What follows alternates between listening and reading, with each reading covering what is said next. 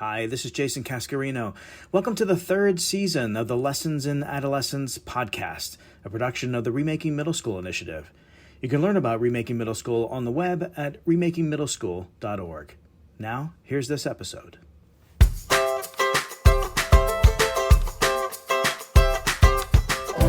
Hello and welcome to the Lessons in Adolescence podcast, where we explore the many facets that impact young adolescents in the middle school years, from the adverse to the awkward to the awesome. I'm your host, Jason Cascarino. Today we have part 2 of my conversation with Alex Usher and Alex Seeskin from the University of Chicago. Alex Usher is Associate Director for Data Research at the University of Chicago's To&Through Project and Senior Research Analyst for the UChicago Consortium on School Research. Alex Seeskin is Director of the To&Through Project, which is housed at the UChicago Urban Education Institute. UChicago's Consortium on School Research and the To&Through Project have been at the forefront of research into data that can determine whether students in elementary, middle, and high school are on track for on-time graduation and successfully transitioning into post-secondary options. And I think the other thing that is sort of powerful for middle grade educators especially, but really for all educators, is just how much the research shows that GPA and attendance are malleable. And I think people get really fixated on test scores for good reason. They've been part of accountability systems. They're easy to measure and to track, but they're really, research has shown, not super malleable. Yeah, as kids' test scores change across time a little bit here and there at the edges, but GPAs really are much more open to that movement, and I think are more of a place of where people feel a little bit more agency. Like, yes, I can help my students unlock ways to get better grades or ways to, be more successful in their classes, more so than moving those test scores. And at the end of the day, we find it's more predictive in research that the consortium has done in the past that GPA and attendance are actually better indicators than test scores. Here in part 2 of our conversation, Alex Usher, Alex Seeskin, and I talk more about a new report on middle grades on track from UChicago To&Through, about the power of on-track indicators to show real-time trajectories of students, about the most critical thresholds in student grades and attendance that drive those trajectories, and about how educators can use these data to influence big-picture school-wide educational issues, as well as interventions for individual students or specific groups of students. We also address some new research interests for the middle grades that are on the horizon. Previously, in part 1 of our conversation, we talked about the To&Through Project and its unique partnership with Chicago Public Schools to access and analyze student data to understand performance, achievement, and the educational experience. We talked about the underlying research behind on-track and early warning indicators. And we previewed the new report from the University of Chicago that offers a research-based tool for middle grades educators to group students according to key factors that influence their long-term educational trajectories. Part 1 is now available wherever you get your podcasts. Now, to set up part 2 of our conversation, here's Alex Seeskin from part 1 talking about how the on-track tool places students into 4 specific groups, using a combination of data around attendance and grades.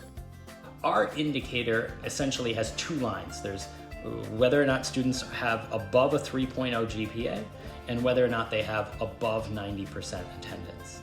And if a student has above 90% attendance and above a 3.0 GPA, they are on track in our system. If they have less than a 3.0 GPA, but are coming to school 90% of the time or more, we call that group of students academic support students, or the academic support category. And then on the flip side, if the students have a 3.0 GPA but aren't coming to school very frequently, this is a very small group of students, we call those students attendance support students. And the final group are students with less than 3.0 GPA and less than 90% attendance, and we call those that group of students intensive support students.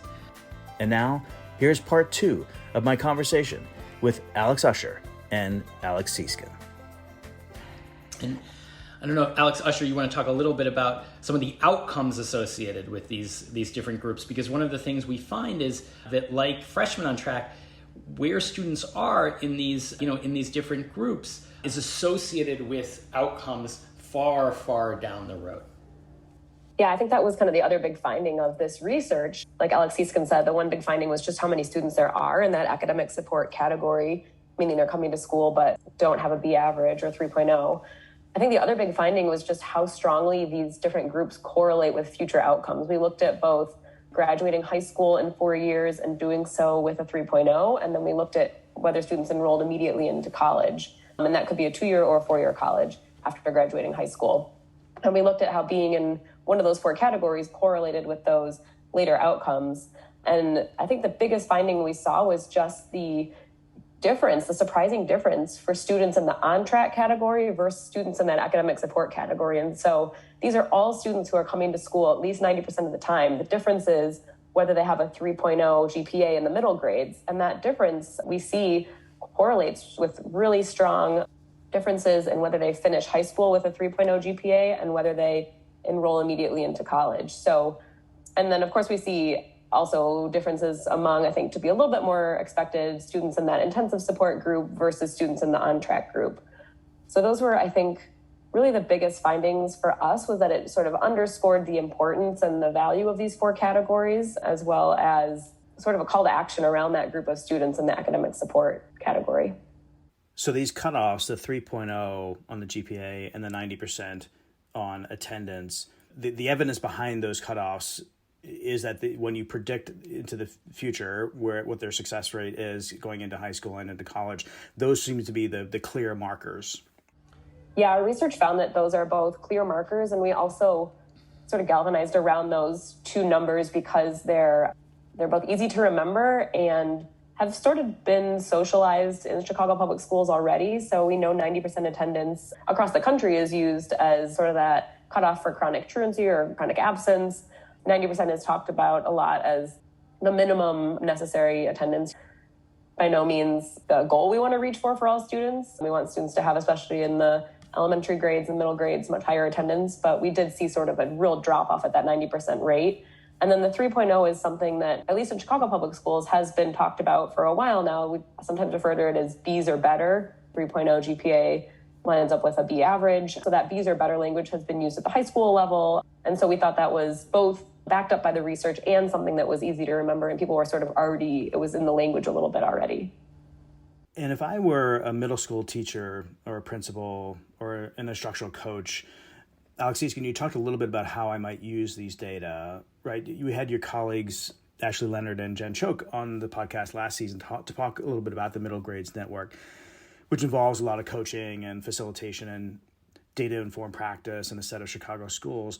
But for our audience, whether it's in a facilitated professional learning experience like that or other context, just talk a little bit more about how these data are used by professionals in learning settings, both in terms of like, how do you actually look at the data, and also like, how do you sort of tie the instructional interventions or other kinds of interventions to those? You talk about the groupings. Just say a little bit more about the utility of the data. Sure. So I think there's 2 kinds of uses of this data. The first use is, what we kind of think of as big rock strategy.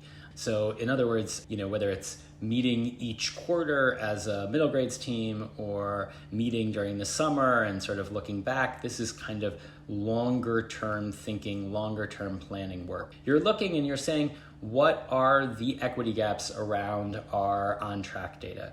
Or, why do we have so many students, let's say in maybe one school's case, more than half of our students in that academic support group? And what can we do as a school community, again, sort of at a high strategy level, to move more of those students to a on-track group? Another way to think about this would be, it's almost like tier 1 work. How's our high level tier 1 instructional strategy, our tier 1 culture, and what changes do we need to make when we look at our data over time, or look at our data, broken out by race, gender, or for diverse learners, or English language learners, those types of kind of bigger rock questions.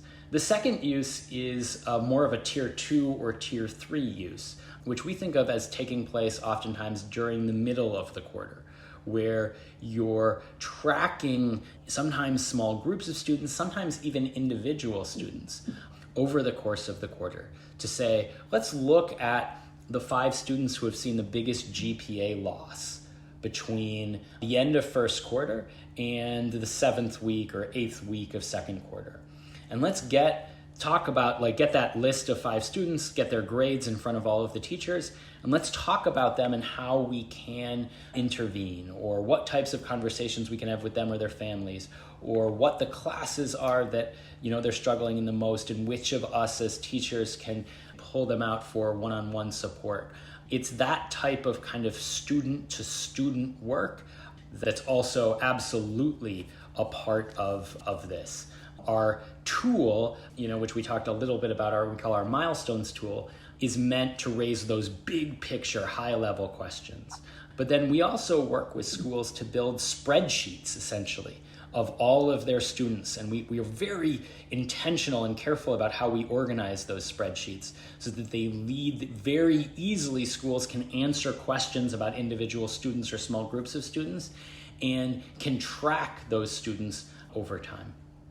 It's interesting. I had a conversation several years ago with John Easton when he was head of the Institute for Education Sciences, and we were talking about ninth grade. And I said, John, what are the data say about what are the strategies that work in ninth grade? And he said, Jason, you don't understand. Data is the strategy. That is the intervention. The data, the use of the data, so that educators can make those individualized choices. It's almost like case management in a way. They're really kind of providing that kind of individualized attention to each student based on what they're seeing in real time. And I think that's where data can really make the job a little bit easier, because people are doing casework and they're doing intervention. But if you've got, 15 minutes in the next period to pull 5 students to do a one-on-one, which 5 students should it be? And that's where spreadsheets like the one that Alex Seeskin were talking about, or even just sometimes using these categories, or looking at things like he mentioned, which 5 students have the biggest GPA drop last week to this week, or, who's suddenly struggling in math. The data can really just help sort of pop those flags more quickly and make everyone's life a little bit easier, hopefully. And I think that the other important point to think about is a middle school teacher, let's say they're teaching 4 different sections and maybe even 3 different grade levels. I mean, I was a teacher, I had oftentimes 5 different sections of high school, 11th grade or 9th grade English, and over 100 students. Oftentimes I wouldn't know, even for my own class, who had dropped between first quarter and second quarter. Now, I might say, here's some qualitative data that I've picked out, or I noticed this student was a little quieter this quick. But sometimes, teacher, we don't know that. Certainly, we don't know what's happening for a student in other classes that they're attending. And so the data can kind of shine a light on what's happening to different students. I think that's data can be the strategy, but I don't think it's the solution, to Alex Seeskin's point. I think should always be the start of a conversation. Data should generate conversations, and the conversations should lead to more strategies and solutions and stories. Sometimes the downfall is when people say well, we're going to look at the data and that'll give us the answer. But really it's sort of the opening move. Let's pick a little bit more, or let's go a little bit deeper on the stories, because I'm fascinated by the connections here to some of the underlying factors. You talked about these grades and attendance being signals. A few years ago, I took part in some conversations with a variety of stakeholders that are interested in middle grades, interested in improving the middle school experience, particularly using some of the expanding science of learning and development. And I remember Professor Bob Balfans at Johns Hopkins University and Everett Graduate Center. He was on one of the calls, and this was back when we did conference calls instead of Zoom. And he used the term stickiness when referring to the experiences of young adolescents, that it's so important that we get the learning experience right for young adolescents in particular, because they're in a developmental period where their experiences will stick with them longer and more deeply than their experiences during other developmental periods. And your colleagues at the consortium have done a great work on adolescent development, and others have done in the space. Do these developmental factors influence the on-track work, either in helping to understand the data or in building a sense of urgency to get the data in the hands of educators so they can make use of it during this consequential time for young people? Maybe talk about some of the connections to some of these underlying factors that may be at play that the signals are picking up. Yeah, I mean, I think you mentioned just the craziness that is adolescence, right? What's happening in adolescents' brain, what's happening in their body, their experience as part of a larger social group, whether it's their class, whether it's their school, their community, like they're experiencing that really for the first time, their peer group. Being in adolescence, it's almost like you're like driving a Ferrari without brakes. You got this huge engine that's going really, really fast in both in your brain, your body, but you don't know how to slow it down. I think that is one of the reasons we see in the data just so much change during this period of time in students' GPAs. You know, we see students moving from on track, falling back down to academic support and down to intensive support, and then moving back up. And part of that is because of these changes that are happening. Once students get sort of out of that early adolescence, once they become sophomores, juniors, their routines, their habits become much stickier. And it's much harder to sort of dislodge some of those habits or routines if they aren't being supportive for the student. Middle grades and then that transition to freshman year, those are the times when we have the most, in some ways, both from the developmental literature and from kind of the early intervention literature, we have the most opportunity to shape the habits, the routines, the academic identities, the agency of students. And I think that GPA and attendance, and we should say, like, these are really crude indicators, right? Like, I mean, these are not, you know, we try not to use the word predictive because, you know, at an individual level, they really aren't. They are just sort of signals or signs of what might be happening behind the scenes.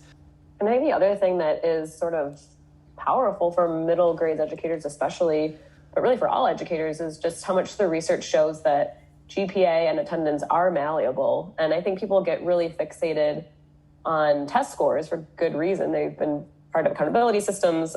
They're easy to measure and to track, but they're really, research has shown, not super malleable. Yeah, as kids' test scores change across time a little bit here and there at the edges, but GPAs really are much more open to that movement, and I think are more of a place of where people feel a little bit more agency. Like, yes, I can help my students unlock ways to get better grades or ways to, you know, be more successful in their classes, more so than moving those test scores. And at the end of the day, we find it's more predictive in research that the consortium has done in the past that GPA and attendance are actually better indicators than test scores. You've just completed this significant study, so this may be hard to answer, but I'm curious to hear what may come next. What more in your minds do we need to know about middle grades? What's on the horizon for this line of research and data analysis?